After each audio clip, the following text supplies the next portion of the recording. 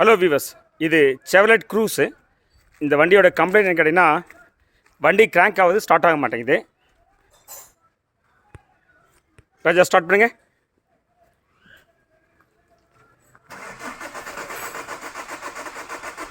Okay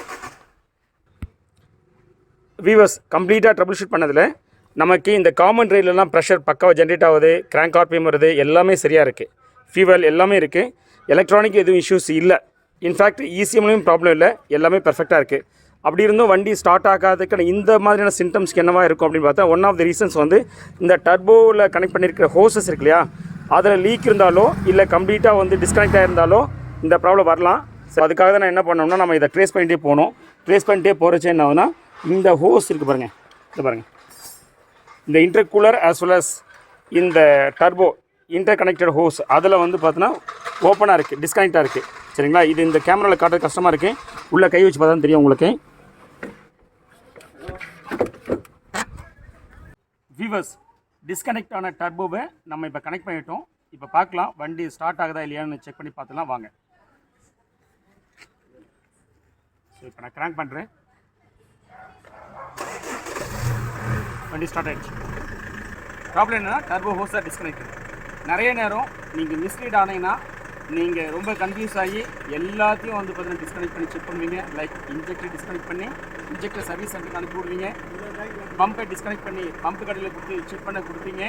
அது போக ஈஸியாக ப்ராப்ளம் சொல்லிட்டு ஈஸியாக காட்டி கொடுப்பீங்க. இதையெல்லாம் செக் பண்ண கொடுப்பீங்க. இப்படிலாம் நீங்கள் கொடுக்குற இடத்துல நீங்கள் நினச்சிட்டு இப்படி கொடுக்காதீங்க. நம்ம கொடுப்போம், அவங்க செக் பண்ணி பார்த்துட்டு சரின்னா சரின்னு சொல்லுவாங்க, தப்புனா தப்புன்னு சொல்லுவாங்க நினைப்பீங்க. அப்படிலாம் எதுவுமே இல்லை. ஏன்னா சரி தப்புன்னு சொல்கிற அளவுக்கு ஹை ப்ரிசிஷன் டிவைசஸ் எக்யூப்மெண்ட் எங்கேயுமே யாருக்குமே கிடையாது. பொதுவாக என்ன பண்ணுவாங்கன்னா, இங்கே எடுத்து கொடுக்குற இடத்துல எல்லாமே சொல்கிறாங்க, சார் உங்களுக்கு கொஞ்சம் ப்ராப்ளம் இருக்குது, நான் சரி பண்ணி தரேன், எடுத்து போடுமாங்க.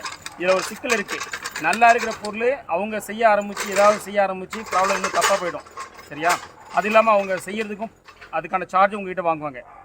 அந்த சார்ஜ் கூட பெரிய பிரச்சனை இல்லை, ஆனால் அந்த டிவைஸ் கெட்டு போச்சுன்னா ரொம்ப ப்ராப்ளம். எக்ஸாம்பிள், இன்ஜெக்டர் எடுத்து கொடுக்குறீங்க, இன்ஜெக்டர் கொஞ்சம் ப்ராப்ளம் இருக்குது, நான் வந்து கண்ட்ரோலை மாற்றி தரேன், நாசில் மாற்றி தரேன், அது ஏதாவது செய்கிறேன்னு சொல்லி செஞ்சாங்கன்னா இருக்கிற 4 இன்ஜெக்டர் வீணாக போயிடும். 4ல் 1 வீணாக போனால் கூட இந்த வண்டி ஸ்டார்ட் ஆகாது. ஹை ப்ரெஷர் பம்பு, ஆமாம் சார் பம்பு கொஞ்சம் ப்ராப்ளமாக இருக்குது, எடுத்து விட்றேன் அப்படின்னு சொல்லி மாற்றி விடுவாங்க.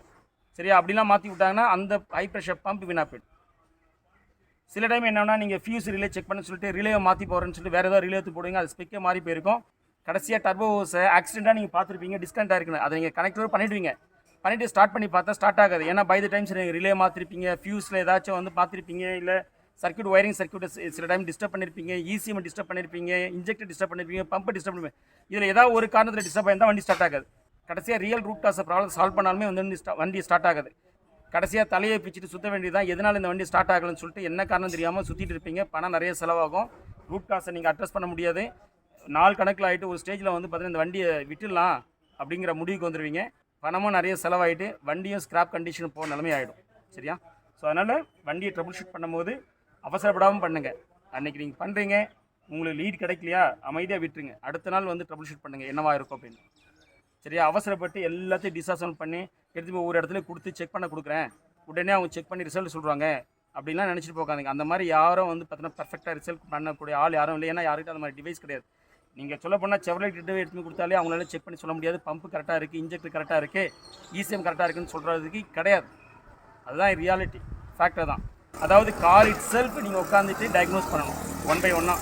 அதே மாதிரி கார் ஸ்கேனிங் மூலமாகவே எல்லாத்தையும் கண்டுபிடிச்சணும்னு நினச்சிடாதீங்க. அப்படிலாம் கிடையாது. கார் ஸ்கேனிங் யூஸ் பண்ணுங்க, ஆஸ்லோஸ்கோப் யூஸ் பண்ணுங்கள், டெஸ்டிங் எக்யூப்மெண்ட், அதர் டெஸ்டிங் எக்யூப்மெண்ட்லாம் யூஸ் பண்ணுங்கள். இந்த மாதிரி நிறைய டெஸ்ட் எக்யூப்மெண்ட்லாம் யூஸ் பண்ணி தான் நீங்கள் ட்ரபிள் ஷூட் பண்ணி கண்டுபிடிக்கணும் இந்த ப்ராப்ளத்தை. சரியா, உங்களை நிறைய பேர் நினச்சிருக்கேன் கார் ஸ்கேனிங் தான் கண்டுபிடிச்சி சொல்லிடலாம் கம்ப்ளீட்டான.